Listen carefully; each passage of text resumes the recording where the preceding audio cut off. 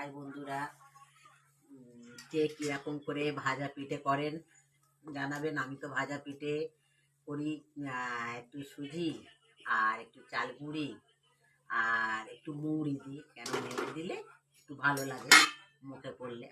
আমার ছেলেরা একটু সত্যি কথা বলতে কি এটাই ভালোবাসে। ভাজা পিঠেটাই ভালোবাসে, আস্তে পিঠেটা একদম ভালোবাসে না, আস্তে পিঠে একদম খেতে চায় না। আস্তে পিঠে কে মানে কে কে কী কী পিঠে করেছেন সেটাও জানাবেন। আমি তো একরকমই করেছি। হ্যাঁ, যদি ভালো লাগে লাইক করবেন, শেয়ার করবেন, কমেন্ট দেবেন, আরও ভালো ভালো রেসিপি দেখাবার চেষ্টা করব। আর কে কীভাবে ভাজা পিঠে করেন অবশ্যই জানাবেন।